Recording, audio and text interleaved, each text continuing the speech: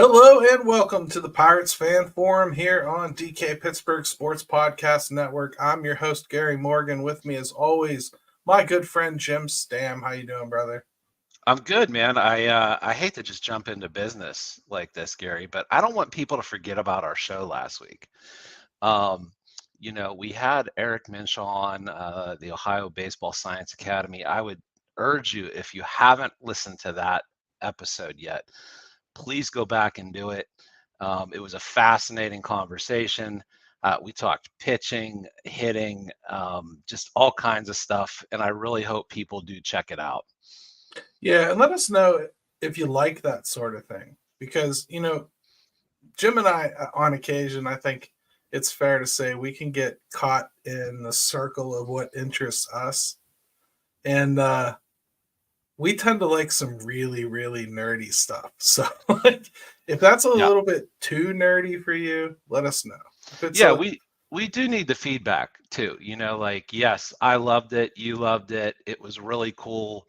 I think it helps your knowledge as a baseball fan to understand that stuff, and therefore it would help you with the Pirates even. Yeah. But yeah, like just let us know if you thought it was great, if you didn't, but go check it out, please. Yep. So, hey, this week, Jim, I think we have to talk about some stuff. We got Johan Oviedo. We still don't know the nature of the injury 100%. But Doesn't sound regardless, good. Doesn't sound good. no, but it sent shockwaves through everybody. And, initially, this doesn't make any sense and it's not right. It pissed me off, Jim. Like, I was instantaneously pissed off at the Pirates. I was like, I slammed my fist down on the table. I'm like, you got to be kidding me. And I thought back to all the times you and I had talked about, like, why you try to get some term on some guys to, like, have a little bit of a safety net built in. You don't want to go at this stage year to year not knowing 4/5 of your rotation, Yeah, and well, no, good. then I thought about it a little more. And I thought, it's November. It was November 14th when we found out. So it was November. There hasn't been one significant free agent signed. There hasn't been one significant trade made.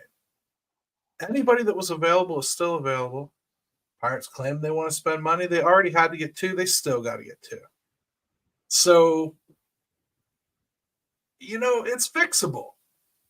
And maybe we were being a little bit gracious giving them Johan Oviedo as a guy anyway. Yeah, a lot of different aspects to this. Oh, we could talk about this for 45 minutes if we want to. We Yeah, have yeah, other things planned. I'm just saying. yeah. First of all, it's interesting because I knew where you were going to go when you said you were upset. I think most people that heard you were going to be upset would maybe think, "Oh, this is about his usage. This is about how they let him pitch too much, all that stuff."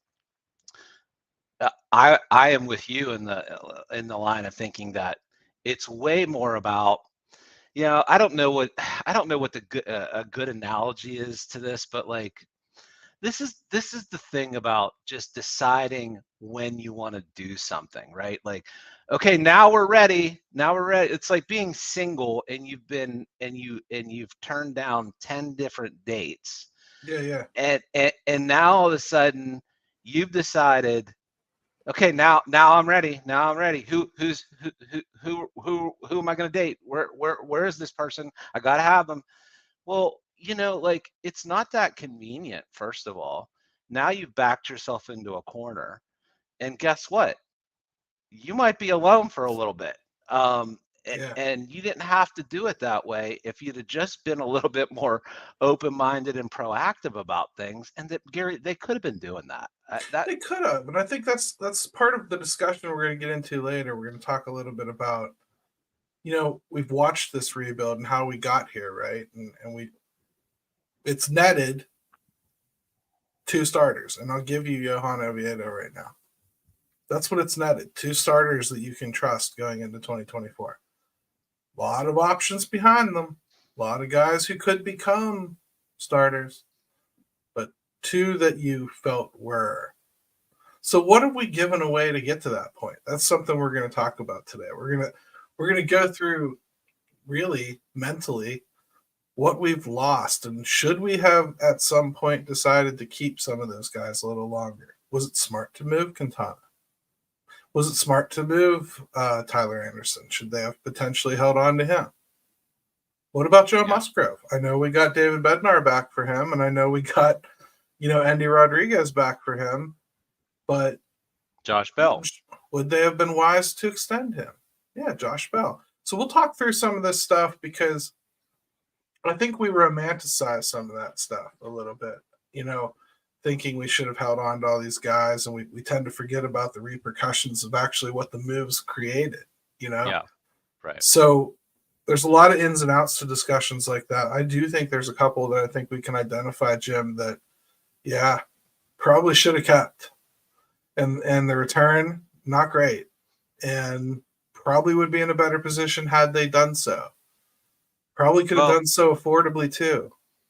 Yeah, and just right off the bat, I mean, we're talking about Oviedo. How are we talking about him? Right. It's because we got him as part of the Quintana Stratton deal.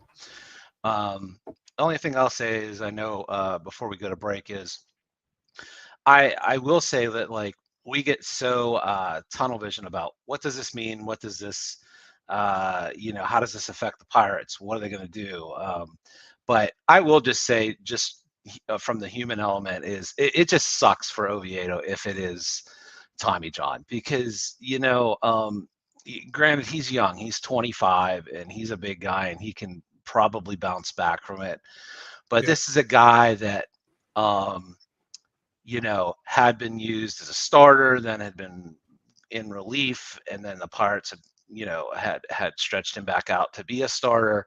And you see guys go through those ups and downs and those struggles, and maybe start to finally find some consistency. It's just a reminder of like these guys, man, they're so just dependent on their health. And from all accounts, he's a big time competitor and a good guy in the clubhouse. And it just sucks from that standpoint. Sure. And he loses, what I think would have been, I mean, and again, we're talking like we already know he's we're assuming worst case, right? Yeah. But he would potentially be a guy that the exact type of guy that you're hoping comes in and can build on what he's done. And he starts the season as your fourth or fifth starter, but in a perfect world, he works his way up a little further on that pecking order just from improving himself, right? And right. So it's not like what he was is what he will always be. That said, again, it's November. We're losing a guy that won 9 baseball games for you. Right. And that you couldn't just automatically assume was exactly. So I guess what I don't want to do is act like they just lost Mitch Keller here. Mm-hmm. And I say that because, Jim, before we go to break, let me break your brain a little bit. If this were Mitch Keller, what the hell would we be advising them to do? Because they're not going to replace his caliber. Nope. At DK Pittsburgh Sports, we take pride in coverage that connects our city's fans to their favorite teams. Now, that connection's stronger than ever. Introducing our all-new state-of-the-art app. Find expert inside reporting and original podcasts. Check live box scores. Track the latest stats. Chat it up with our community of thousands of fans, all in one place. The new app from DK Pittsburgh Sports. Coverage that connects.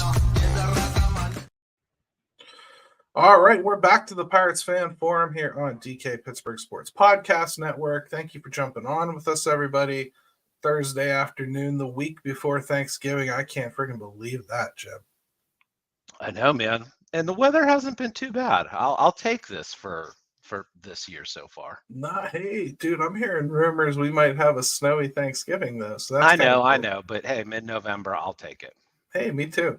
So, let's pick up where we left off, because Robert Hagelin here, he rightly puts in the chat, isn't it at least 3 now? Now he's referring to how many pitchers they need to get.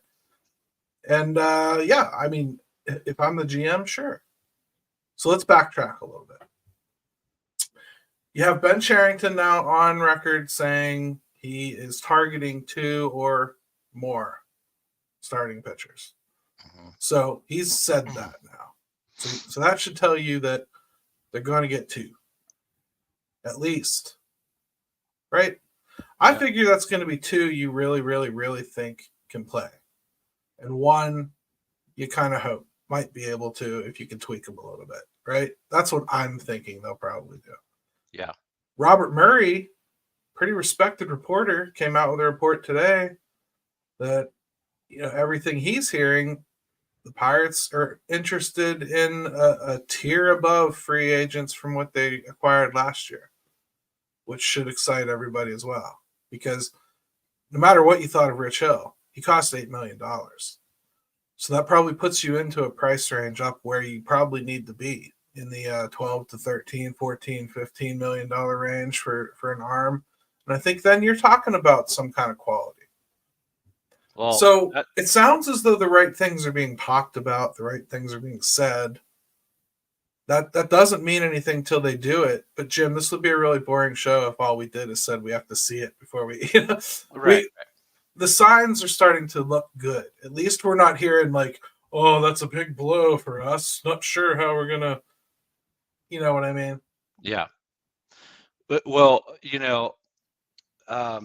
that is the range that they're going to need to be in if they want to get anybody decent. I mean, like you just mentioned Rich Hill. He was $8 million. He's nothing great, but he's nothing terrible, but he was nothing great. But even guys like that, that's what you can get if you're a pitcher with even a pulse. So like, you have to raise your own spending standard if you want to get anybody decent. And that is going to be in, I mean, $10-15 million. You're good. That's what you'd need to be at. Bottom line, you're probably looking at seeing some signings this offseason that I would say you're going to hear record breaking. You're going to hear things like that, I think you're going to hear like this is the biggest free agent the Pirates have ever brought in, or the highest paid free agent they've ever brought in. And the sad thing is, I don't think it necessarily means it's going to be a big name. I just think that's where the market is. I was just sitting here thinking, well, the bar isn't exceptionally high if you look at who the Pirates have brought in free agent wise in their history. But it's just like when you say like, oh, could Brian Hayes highest, contract and ever the richest contract ever, and now that's Brian Reynolds or whatever. But you're still talking about like basically a feather falling off a building. It's not. Yeah. You don't notice it.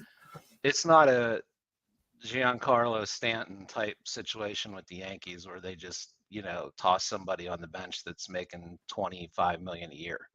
Right. It's not that. And I mean, obviously, I don't think this is some breaking news / hot take, but like, if anybody's out there holding out hope that the Pirates are going to be getting Jordan Montgomery or Blake Snell, just wait till you see what those guys get. I mean, they are going to, there's going to be some sticker shock with the top 5-6 guys, I think. Especially the lefties of that group. Oh, I think those are going to be very hot commodities. And it'll be interesting to see, Gary, what that does to the secondary market, right? Like, how does that, because there's only so many pitchers out there that are, decent to good. And a lot of teams are looking for pitching. I mean, we already know St. Louis. We've got a lot of things going for them here, though. The pitching market, this is easily the deepest pitching market there's been in a decade, Jim. There haven't been this many available at the same time, and this many of decent quality at the same time. I do think we are going through a trimming or a purging of some of the top spending that goes on in the league this year. San Diego is going to cut back. The Mariners, even though they have won multiple years in a row, 88 plus wins, they're going to cut back this year. On the record, they've said. Who knows what the A's are going to do? They might try to make a splash in Vegas. I don't know what they'll do. The Rangers probably don't need to spend anymore. They might have to go get another starter or something. Yeah, but the Padres are an interesting case right now too. Padres are interesting, but all they're going to do is distribute a bunch of guys that are on expiring contracts around the league. Really, like Juan Soto is going to kind of head someplace and get extended, and there'll be a boatload of prospects that go back the other way for him. Just real quick, does it? Free agency doesn't always start out with a bang. Sometimes you get something right off the bat, but it's been, super, super quiet. Does that surprise you? No, not at all. I think you're waiting for a couple dominoes to fall to kind of set the market. That usually always happens. Started seeing some rumors about Shohei today. He's setting up secret meetings with teams because he doesn't want to be a media sensation every time he shows up in a town and have it be a whole storyline. That's why I didn't even mention when he was at Permani's today. I let him be.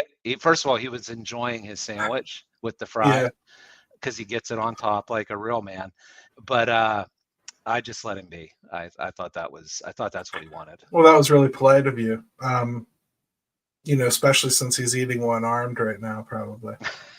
But actually, Gary, I was feeding him his sandwich because anything I can do to help get him here, I figured it was weird. I'll be honest, but I will do what's necessary.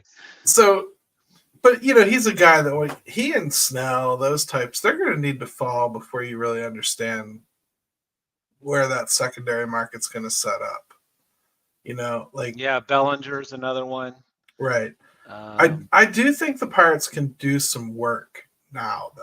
I think they can go and start knocking out some of those general steady performer types that you need.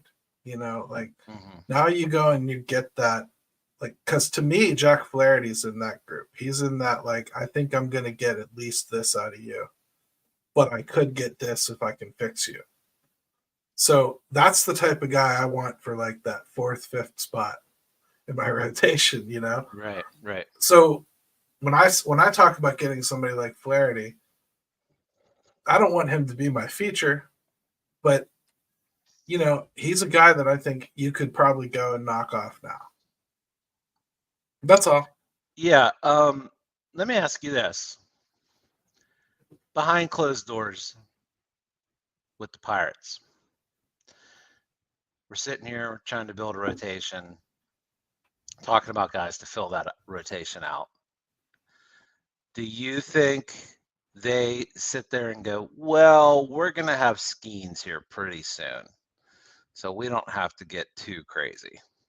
I don't.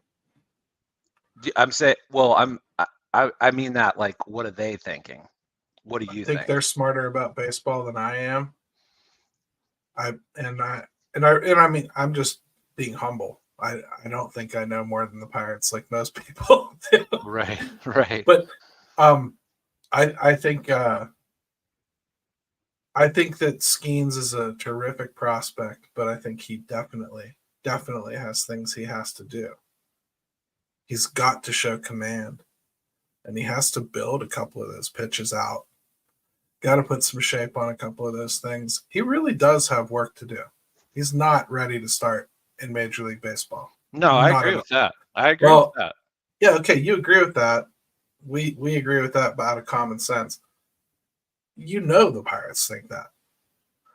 And they can't be dumb enough to think that he's their trade acquisition at the deadline, right? What they need to be thinking about is making his potential debut matter. Know that it's not going to happen from the beginning. and build a team that at least makes it matter that he's ready to get called up later in the season if he is. That's what you have to do.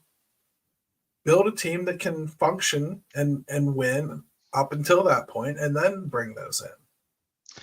Well, you would hope at that point what the line of thinking is. See, I just always, I always question the Pirates. I hope they're not doing something like that, because yeah, like ideally what you would want is you're bringing him in simply to help stabilize things and show his upside, not be the savior of it right off the bat just because that's what you banked on.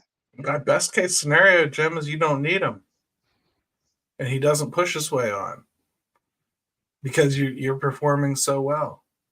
I mean, you have a lot of guys in front of him. Let's just not. I think it's dumb the people that have already decided Quinn Priester's gone, for instance. They've already decided that's not going to work out. No way. This kid was throwing 95 to 97 just like a couple of years ago. It's not as though he can't. Last year was a lot for him. It was a lot for him. It really was. It was like kind of leading a staff in AAA and pushing back and learning some different stuff. Got punched in the mouth in the bigs a couple times. Yeah. And went back and learned and came back up and got punched again. Give the kid a minute. No, I wouldn't write him off. Do I have concerns? Absolutely, I have concerns. But you've got him, Ortiz, Contreras, Jones. Those guys are all ahead of Skeens. Mm-hmm. Like Jones. As far as like getting, Jones is ahead of Skeens. Yeah. As far as like getting to the bigs, those all have to be worked through. Now you get to like June and Skeens looks like way better than any of those guys I talked about, and they haven't gotten opportunities yet. And something happens, and hey, all bets are off. Skeens jumped them. But right now, not really. Now, the launch pad here, he brings up Cal Quantrill. He's been DFA'd by the Guardians. A lot of people keep bringing him up. His numbers tell a different story than his underlying numbers. The best thing I can say about Cal Quantrill is front offices don't like him.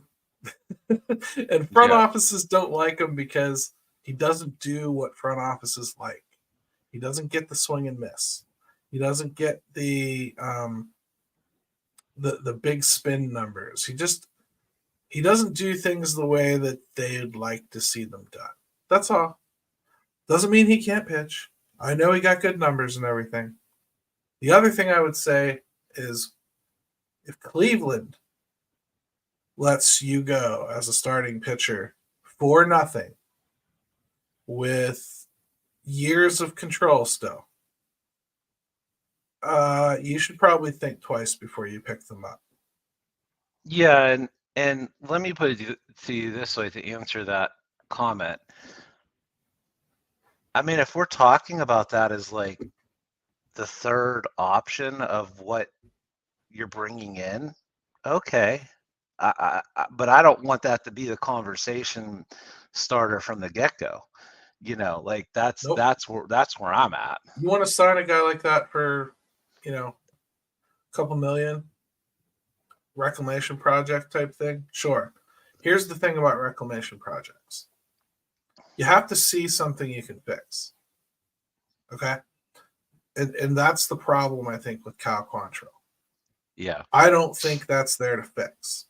He's got a two-seamer that doesn't move towards the bottom of the zone. Now, Oscar Marin has fixed those in the past, but he's usually fixed those by introducing the pitch. Like, he's usually found a guy whose four-seam was ineffective, thrown him with a two-seamer, and ended up turning him into something, or having him refocus a little bit on that, as opposed to, teaching a pitch, I would say. Right. So, and here's the other thing too, like I would bring up about bringing in pitchers and fixing them. I think you see it.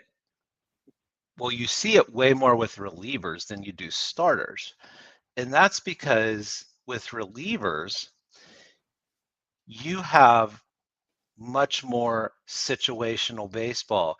They're not pitching as long in games where they're as exposed, things like that, where like you can still get something out of them if you can just figure out what it is and then limit them to the certain situations that they're best suited for.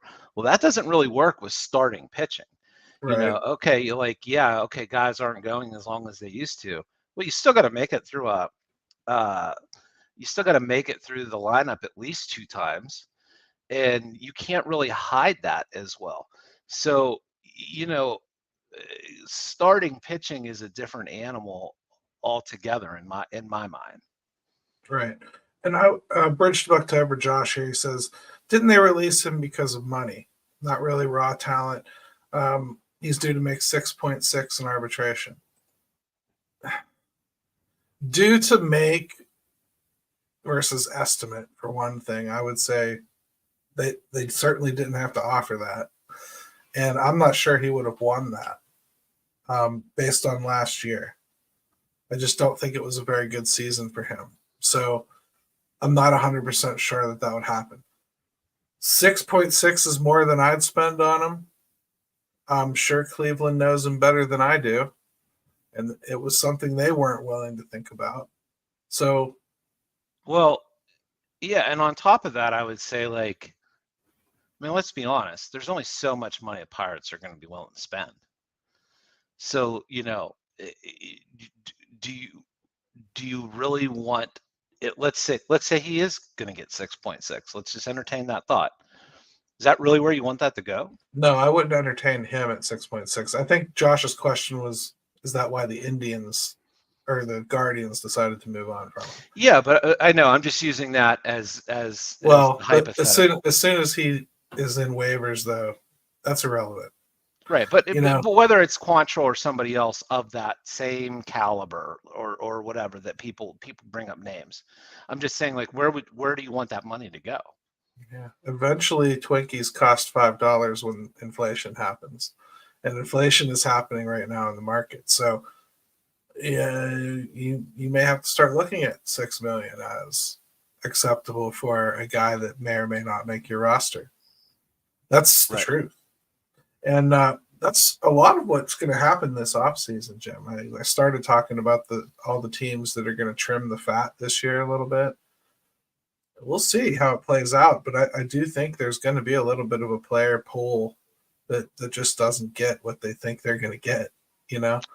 Yeah, and you know, here's what's really interesting to me is like there's all these undercurrents right now in baseball, right? Financial uncertainty is on the horizon. And I just wonder where that registers across the league for a large number of teams. There are certain teams that I don't think they're really that concerned about it because they have their own networks and their own profitability streams.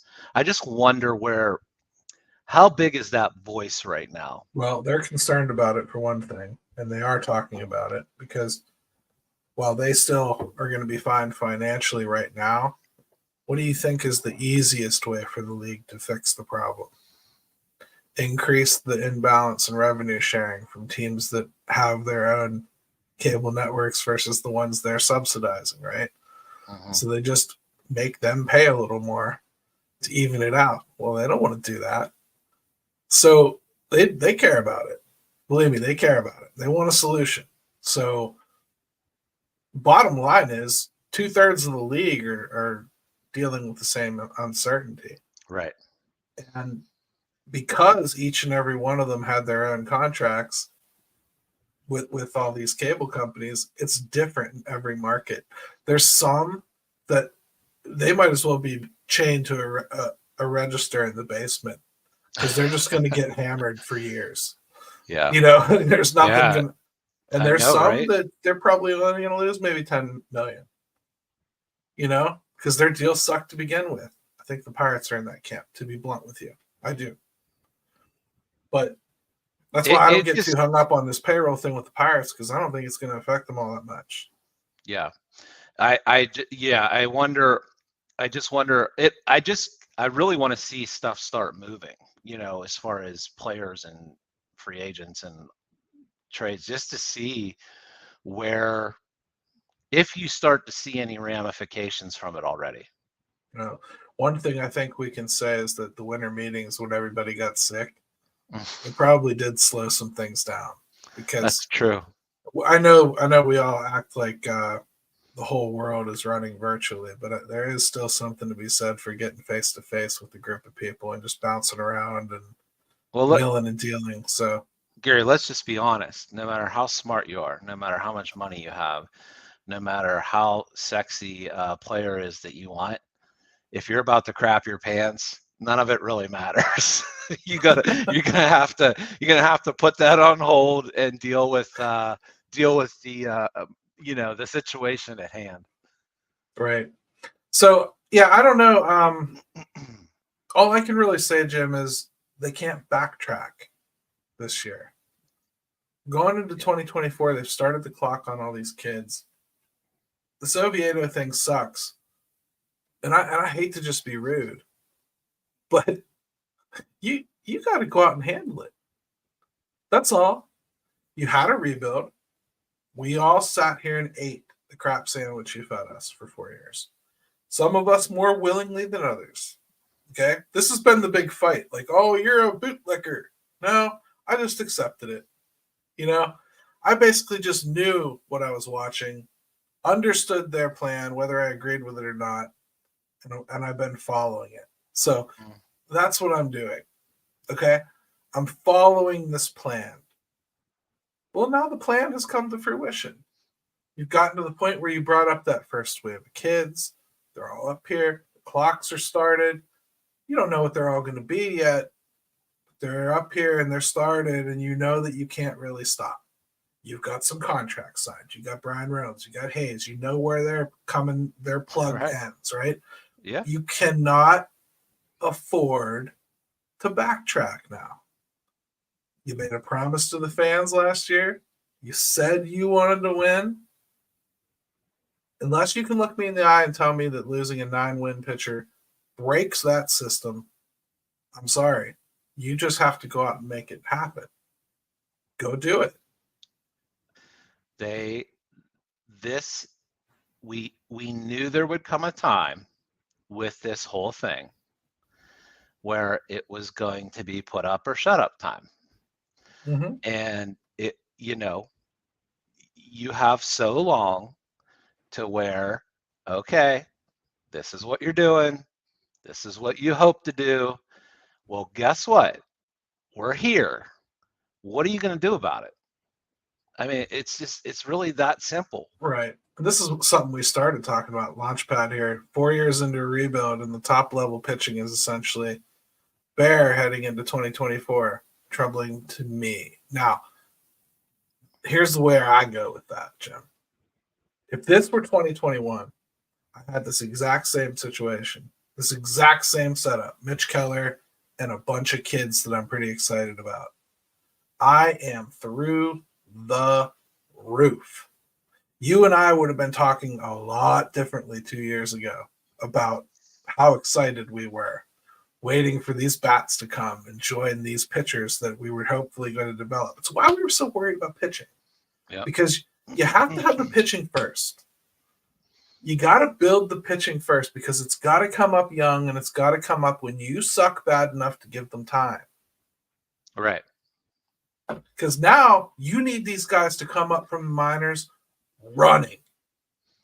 You need them on a treadmill, already at speed. You need them to be shoved out onto the mound, and their feet never stop moving. And that was the only way it was going to happen in Pittsburgh. Anyway, you had to get them in the system and get them up to speed and get them going. Right. So I guess that leads us into our next conversation, which is basically, is there any other way they could have gone about this, right? Yeah, we're gonna have some interesting names to bring up, and we'll see if if people were getting carried away, or did it really matter? Right. We can probably even take this all the way to Andujar if you want. Oh God, let's not. But it's been so long. I miss my friend. All right, let's take another quick break. He was probably down there at Permanis with Shoei. Probably. At DK Pittsburgh Sports, we take pride in coverage that connects our city's fans to their favorite teams. Now, that connection's stronger than ever. Introducing our all-new state-of-the-art app. Find expert inside reporting and original podcasts. Check live box scores. Track the latest stats. Chat it up with our community of thousands of fans, all in one place. The new app from DK Pittsburgh Sports. Coverage that connects. Welcome back to the Pirates Fan Forum here on DK Pittsburgh Sports Podcast Network. Gary and Jim with you. We're going to pick up our conversation, but I got to start with the Queen. She says, of course I tune in just in time for the poop jokes. It does make total sense. Well, welcome aboard, Queen. I mean, if she was expecting classy, she needs to go somewhere else, because sometimes we are not so classy. But oh well. Before we get into what we're going to talk about, let's do one more here from Michael at 412 Double Play Podcast. He says, what is the floor for you guys? They signed 3 starting pitchers this offseason, and who are the names? Okay, so we're going to do exact now, right? I guess it isn't fair to keep saying guys like, but when you have so many options and you could get them via trade or free agency or even international signings, I mean, there's some Korean expats looking to come back, right? I mean, there's a lot of players out there that I'm not even sure are on everyone's radar yet. You know, well, that's why Dave brought up like Jake Odorizzi. Like, there's a guy you could probably mess with, you know, but is he a sure thing? Is he going to be healthy for even 2 days? I don't know.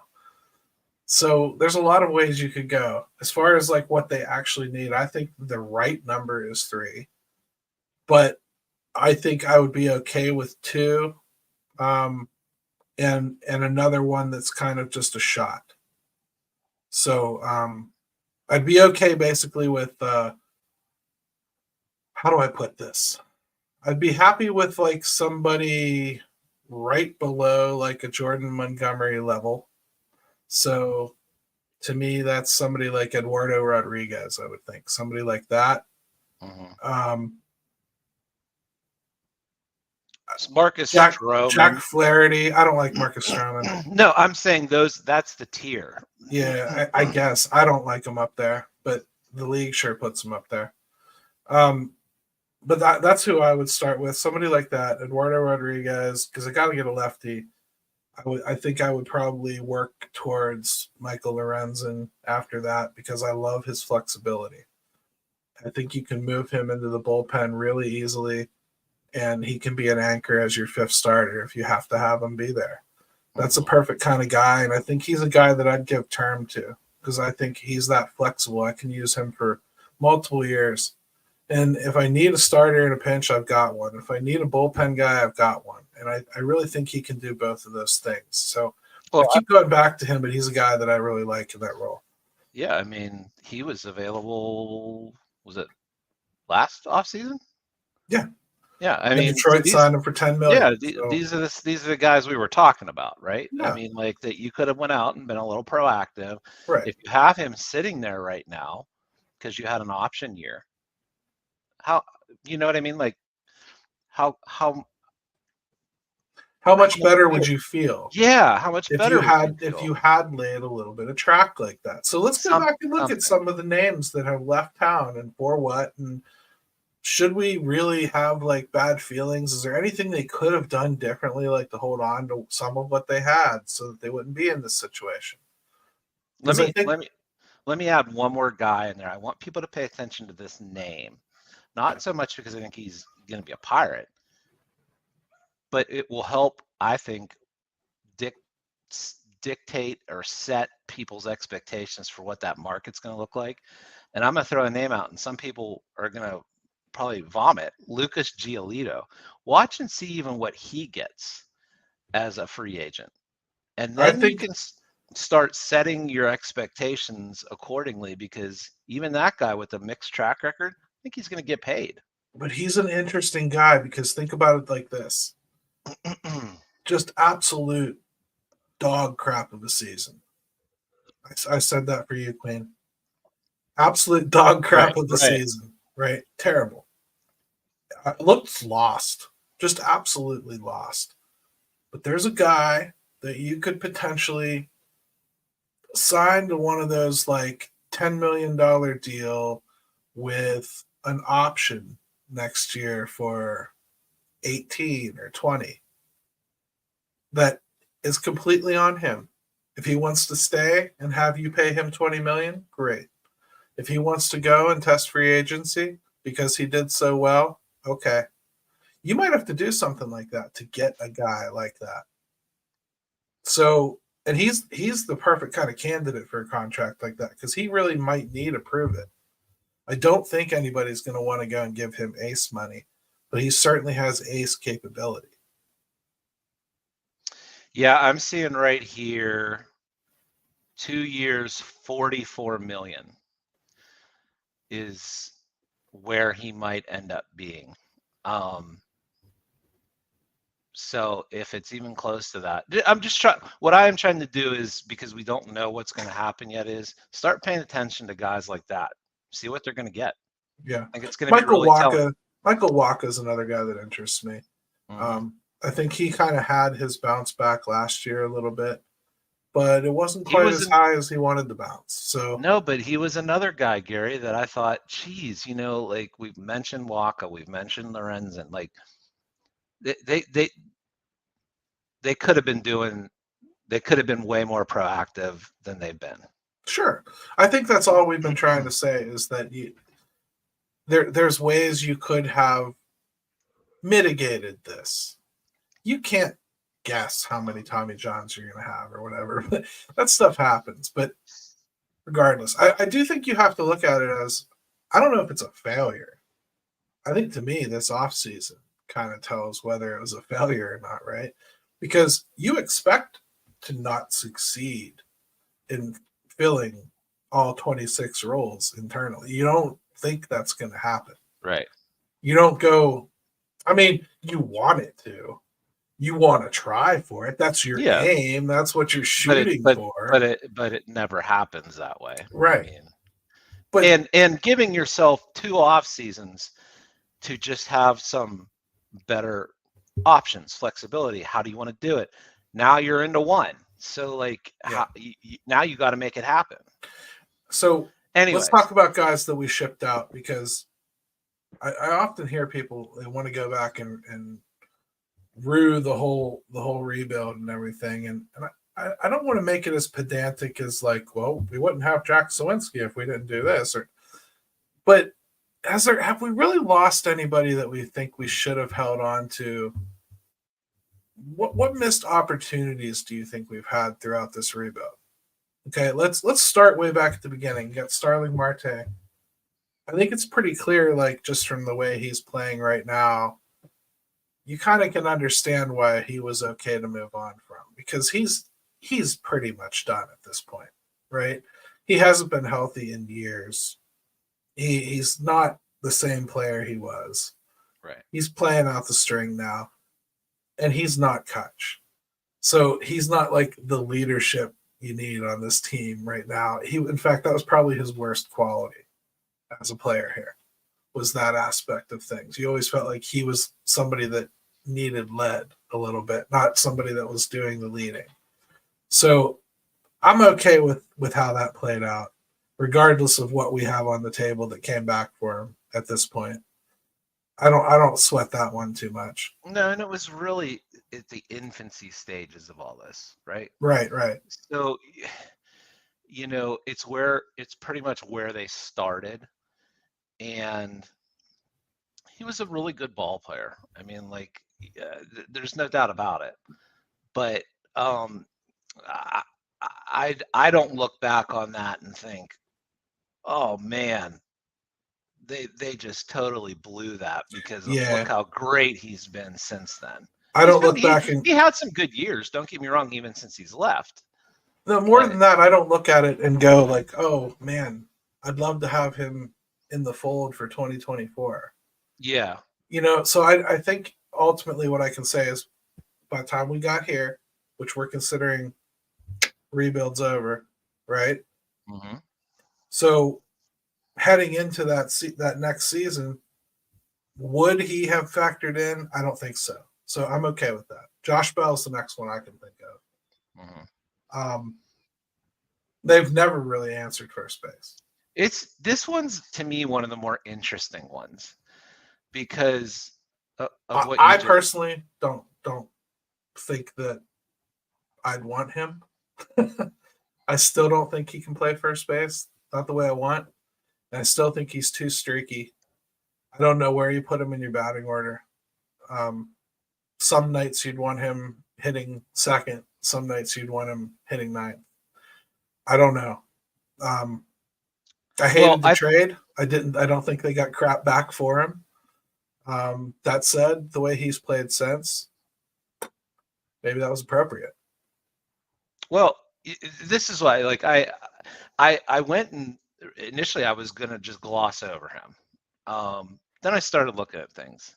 First thing you mentioned, they haven't found a replacement, right? Not in any way, shape, or form. And as a matter of fact, here we are.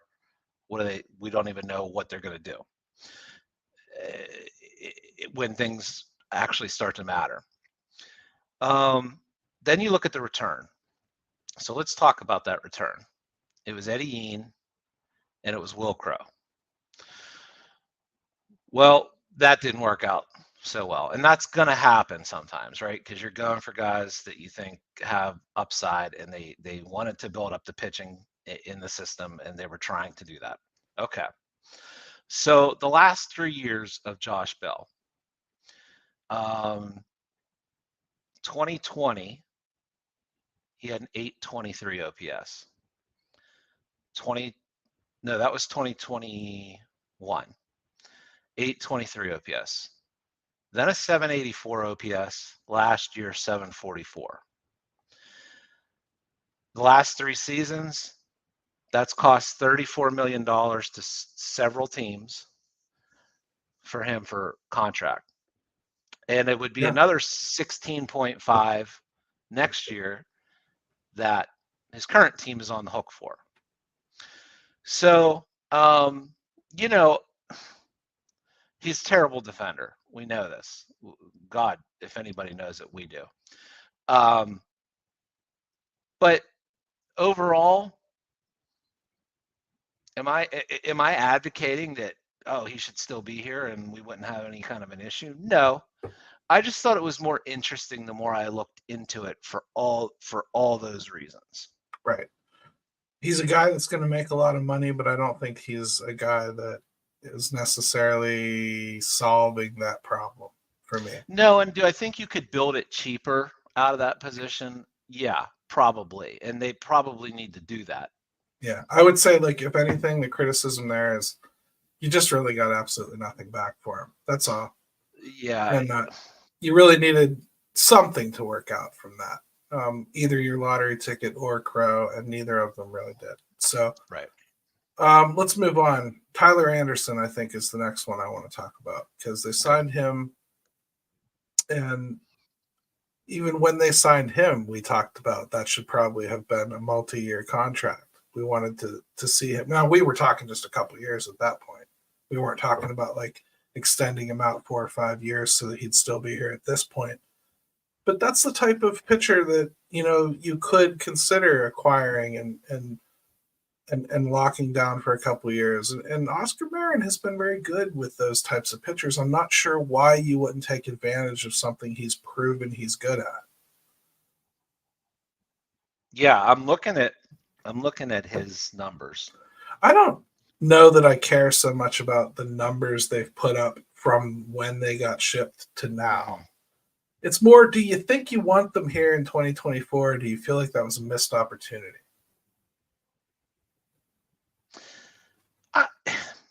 I'm on the fence with him. I'm just looking at it for some reference.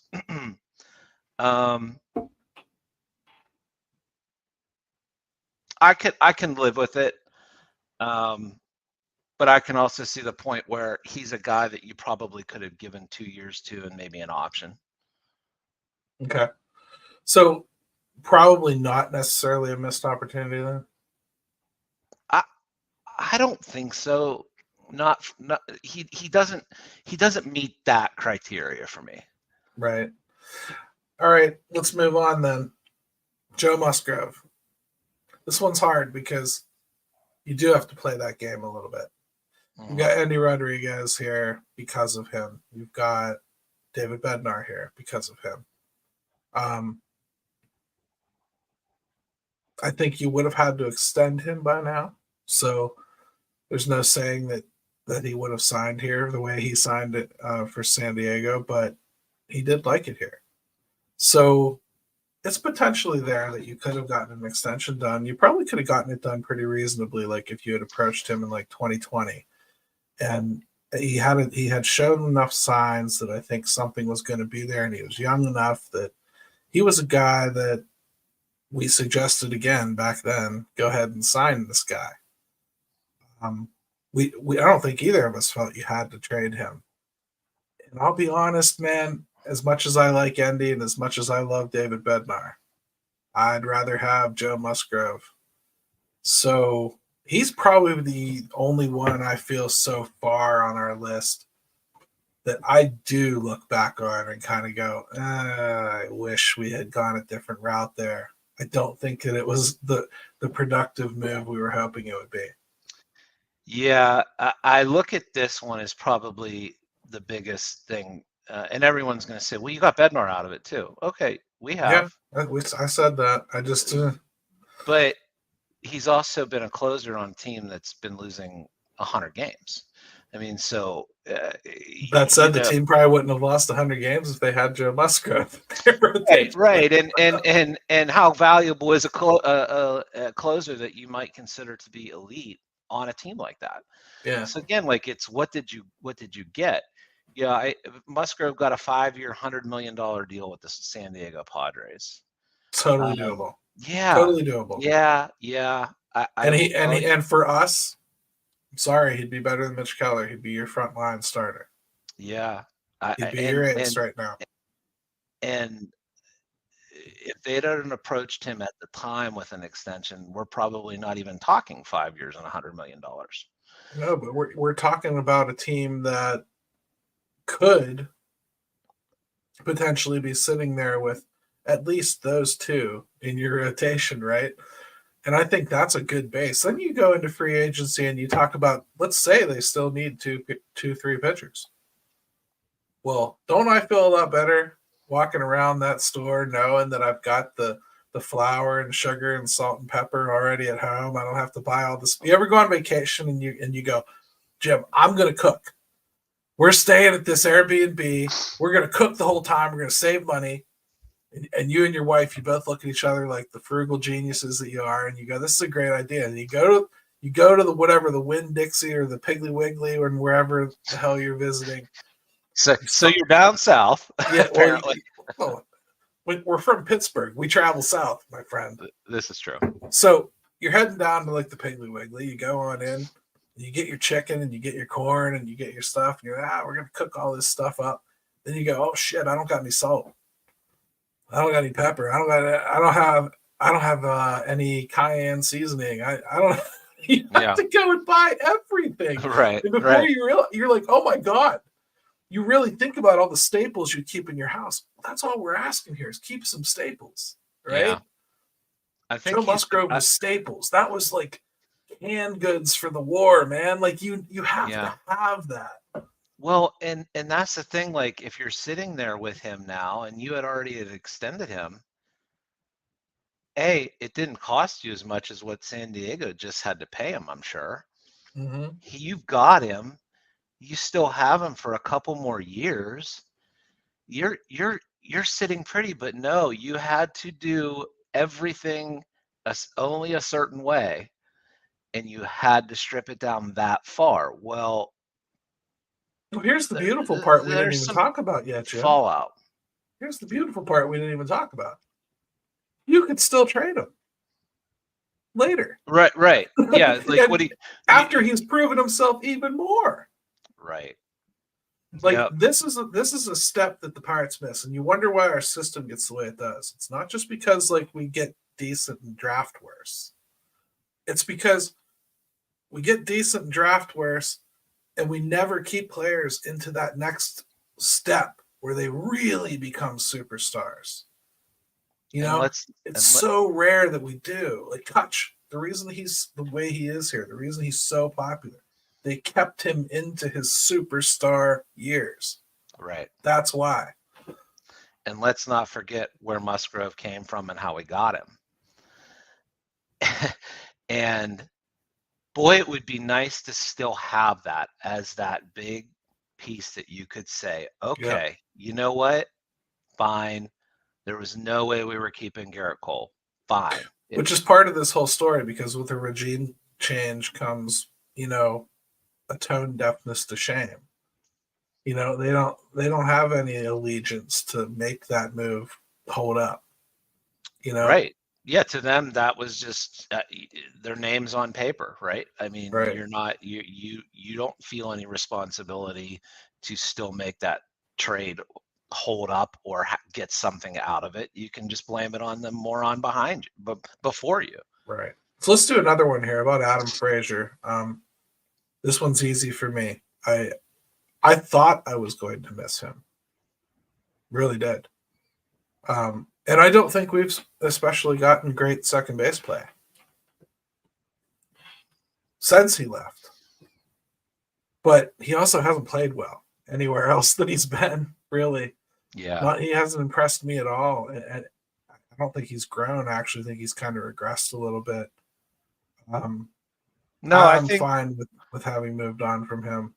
Yeah, I mean, I think if we're going to sit there and knock the Musgrove trade and how that could have played out differently, they played this one pretty well. I mean, got Jack for him. Yeah, when it really comes down to it. I think, you know, the ironic thing about both, we're talking about the Frazier trade and the Musgrove trade, and this just goes to show you how imperfect of a science all this is two of the bigger headliners of those deals were Hudson Head and Tucapita Marcano that Sherrington just had to have, right? Yeah. And thank God it wasn't. Thank God there were other guys involved in those trades, because the ones you thought might be the guys were not. So it's just a reminder too of yeah. I mean, I guess to be fair, it's the ones we guys thought would be successful, right? We don't know which one they were targeting most.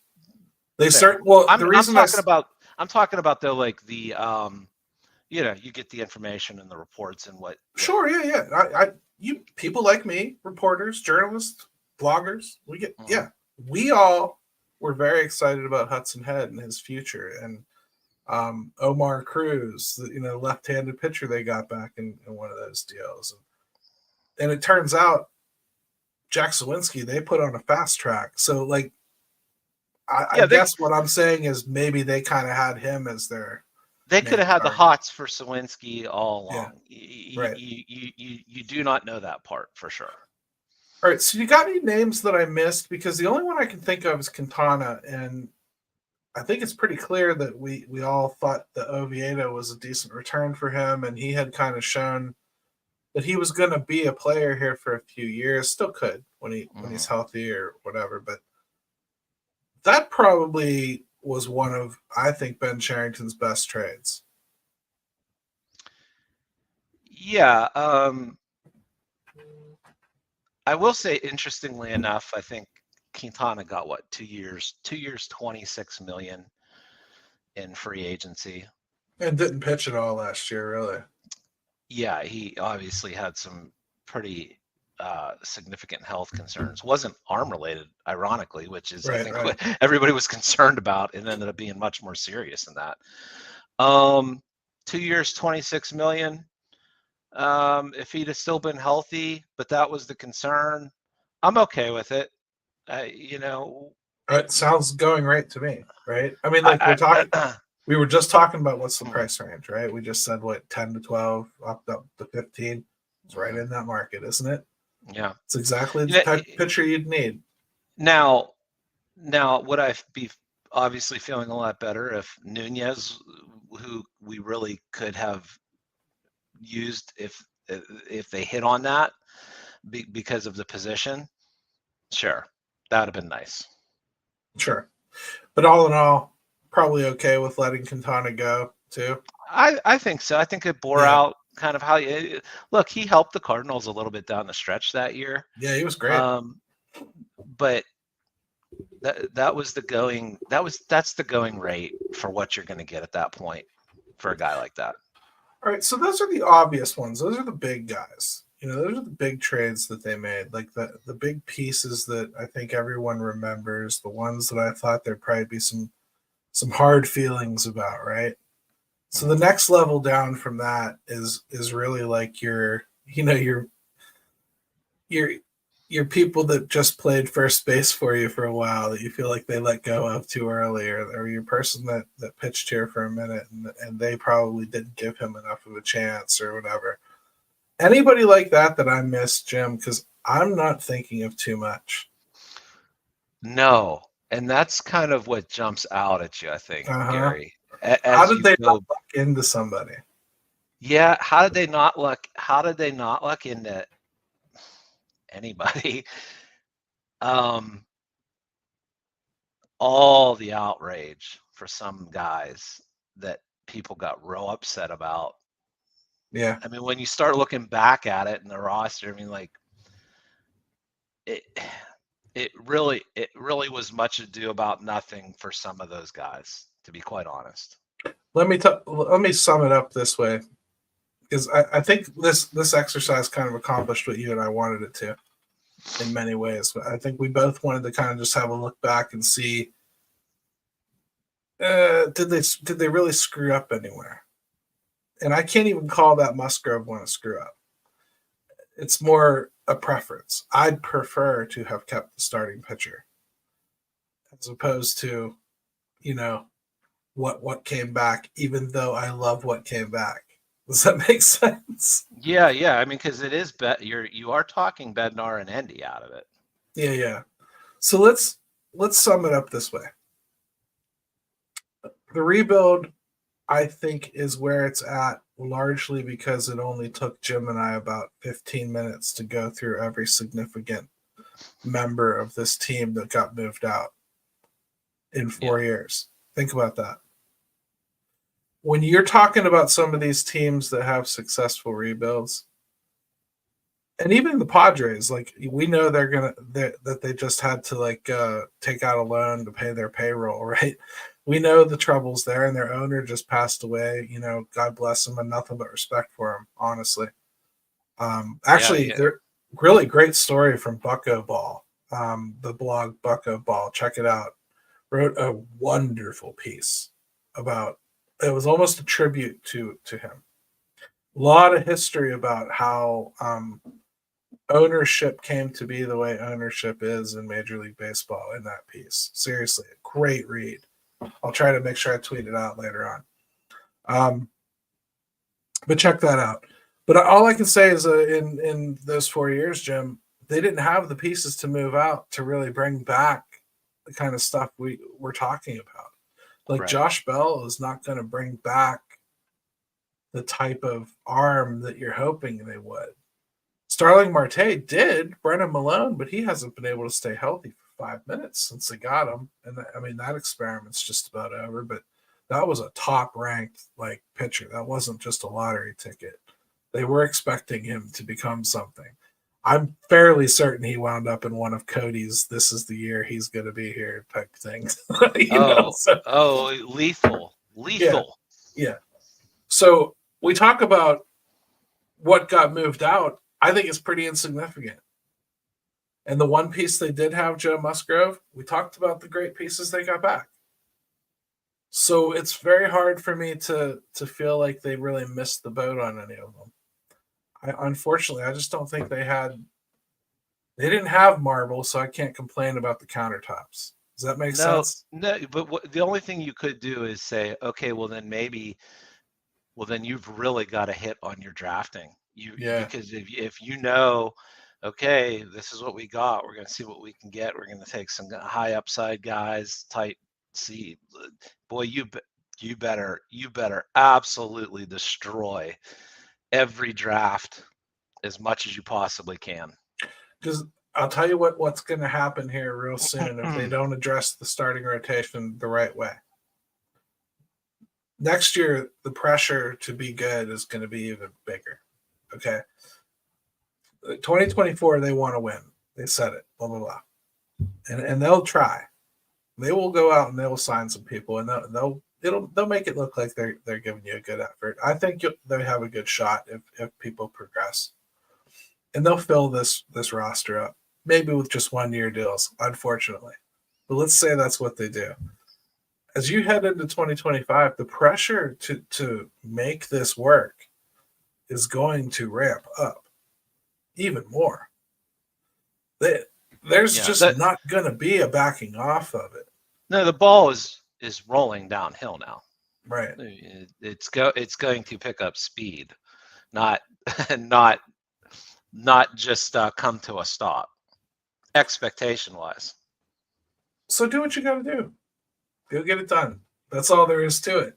And we can't really be nice about it, sadly. No, we have said, Gary, we have said for a while now, like, this is the off season. This is it. Yeah.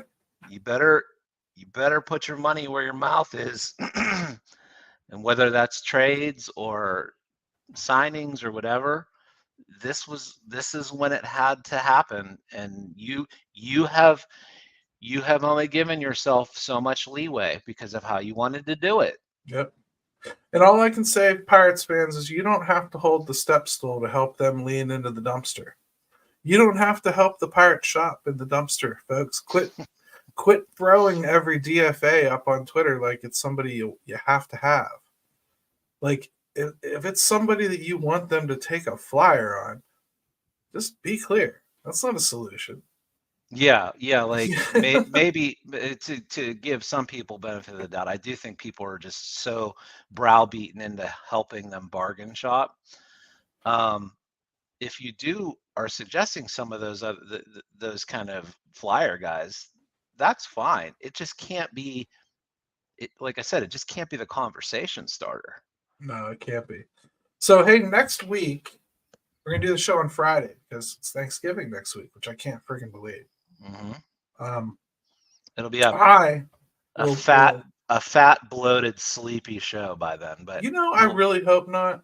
I really hope not. I hope that I control myself this year.